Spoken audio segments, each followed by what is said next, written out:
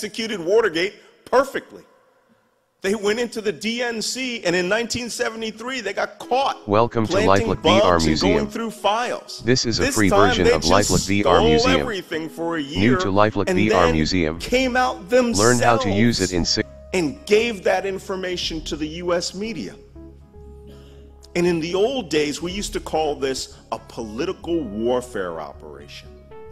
Because in the old days, the old KGB would go to a country, they would buy a printing press, they would take a bunch of money, not a lot of money because they were cheap, because they were communists, and they would try to influence people, and they would change the mediascape by doing salacious reports and blackmailing people. And the Russian word for that is kompromat, to compromise you. Clearly, they didn't have to do that this time. With a bank of CSA people remote that could sit in a manipulator. room and they PMA could steal module. everything from the DNC and hand it off to their laundromat, WikiLeaks, who would take that information and present it to the world as legitimate information. And the US news media would eat it up. And that's precisely what happened. Does everybody remember what happened the morning of the DNC? The Bernie Sanders protest? All of these people saying the Democratic Party is going to split? That was the operation. But you don't attack the Democratic Party and make it split for fun. Soyuz. You don't do that in the intelligence community. We have goals. And those goals must be quantifiable. Those goals must actually produce an effect. Reproductive and there's system. only one thing. If you knock Hillary Clinton out of the election and create chaos and split the Democratic Party in half, what happens on election day? You elect the other person. So why was all this effort? That's when I started writing that book. That afternoon, that morning of 25 July, the first day of the Democratic National Committee, I finally got permission from NBC News to come and say what I had been hammering them for days and saying. And it was so funny because Joy Reid, we were sitting at Independence Hall, she sits there and she doesn't really know what I'm here to say because they were like, okay, get up to the studio, go ahead and do your thing. And she's like, Malcolm, you have something you'd like to say? I'm like, yeah.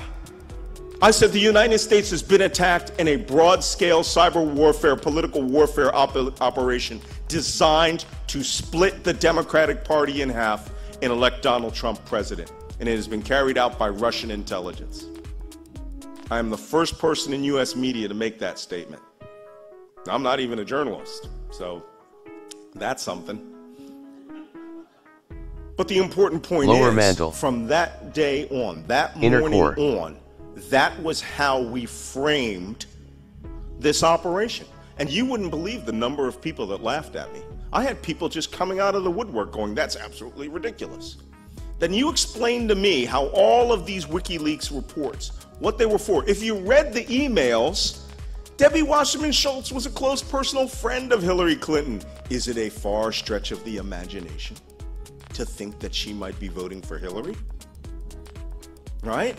This is ridiculous. But they were saying, no, she somehow engineered Bernie Sanders losing the primaries by 4 million votes. Because that's what they want you to believe.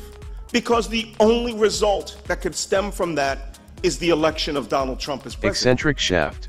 In my world, we don't look at the who, what, when, where. We can collect that. That's hard intelligence. Analysis, determining where that all comes from, is an intelligence assessment. And intelligence assessments give you why.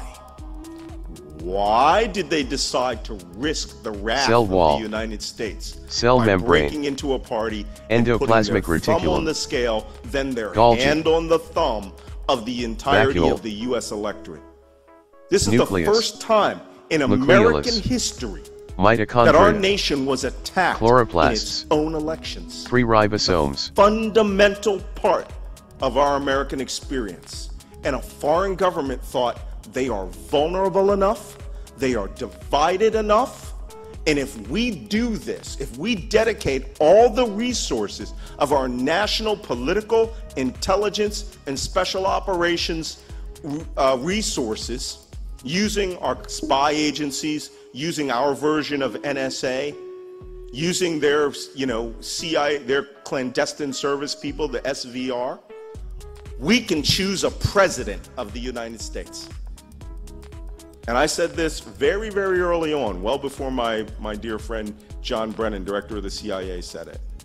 This is the greatest intelligence operation in history, and it is the most successful intelligence operation in history. It's not that they elected a president. We've done that. Northwest We've Platform. overthrown governments. We've put people in power. Ladder.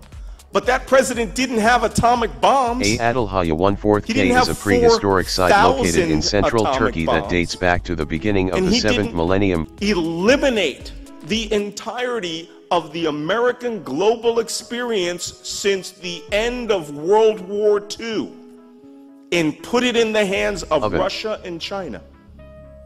Hearth. Do you know what my favorite thing Dirty is? floor. When people go, bullheads. I hate globalism. Splayed figure.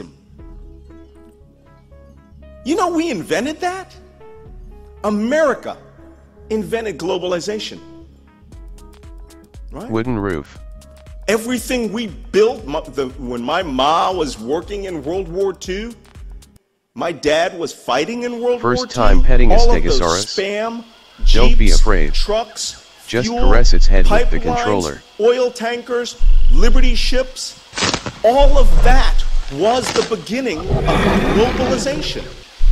And it was based on America's effort in the world to push out American productivity into the war zones. And at the end of the war, everybody wanted Spam. Everybody wanted a Ford truck. We wanted replacement parts for all those Jeeps that were left behind.